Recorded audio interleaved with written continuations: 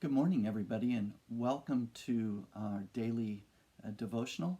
The lectionary reading that I have chosen this morning is from Matthew, the 22nd chapter. So let me read it to you. It's a story you know well, and have a few thoughts about it. That same day, Sadducees approached Jesus. This is the party that denies any possibility of resurrection. They asked, "Teacher, Moses said that if a man dies childless, his brother is obligated to marry his widow and get her with child. Here's a case where there were 7 brothers. The first brother married and died, leaving no child, and his wife passed to his brother. The second brother also left her childless, then the third, and on and on and on. All 7. Eventually, the wife died. Now, here's our question. At the resurrection, whose wife is she? She was a wife to each of them." Jesus answered, "You're off base on 2 counts. You don't know your Bibles, and you don't know how God works. At the resurrection, we're beyond marriage. As with angels, all our ecstasies and intimacies then will be with God.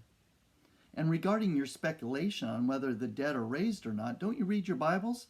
The grammar is clear. God says, 'I am, not was, the God of Abraham, the God of Isaac, and the God of Jacob.' The living God is defined not as the God of the dead, but of the living." Hearing this exchange, the crowd was most impressed with him. This is from Matthew, the 22nd chapter, verses 22 through 33. As I was reading this today and meditating on the words, it struck me that there is a question of belonging here. To whom do we belong? Maybe to what do we belong? But here in this text, to whom do we belong and who belongs to us? I remember back when I was 18 and getting ready to graduate from high school. I was on a long run out by the ocean at Fort Stevens State Park, running along some of the biking paths that had been well traversed by both residents of the north coast of Oregon and also travelers, visitors from around the world. But one Saturday morning, as I was out on my run and watching the ocean waves crash against the shore and hearing the wind whisper through the beach grass, it struck me, maybe for the first time in my life, this profound sense that this is a place to which I belong. And nowhere in this whole wide world that I ever go, no matter what I am to do, no matter who I am to befriend, no matter what befalls me in my life over the course of all the years, I belong here. It's a solid place for me. It's a place that's nurtured and raised me. And as long as this place is always here, I can push out in confidence to tackle whatever life has in front of me. And then, if I ever need, I can come back to this place and get my feet back on the ground, regain that sense of who I am and my sense of identity, and then push out again into life. I think this text is bringing forth, at least for me and maybe for all of us, this strong sense of our belonging to and with God. We belong to God. God belongs to us. In fact, God is like that sure foundation that we have our grounding in. It's the place, the person, the relationship upon which the rest of our lives are built. We can push off from it out into the craziness of our days. We can have joys and sorrows. We can have successes and failures.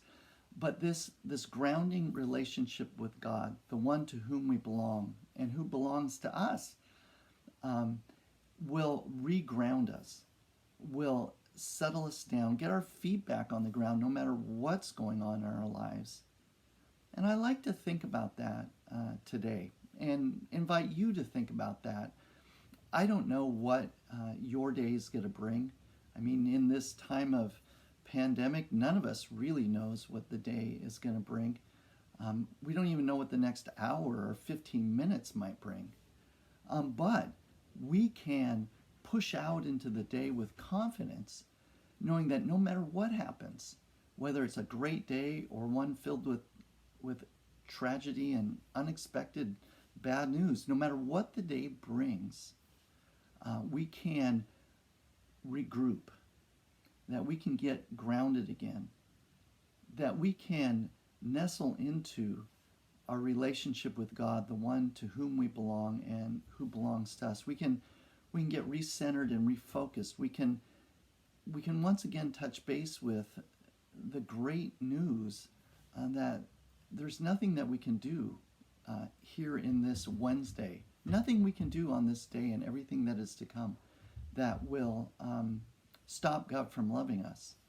That's a sure and certain truth that we can carry with us all day long.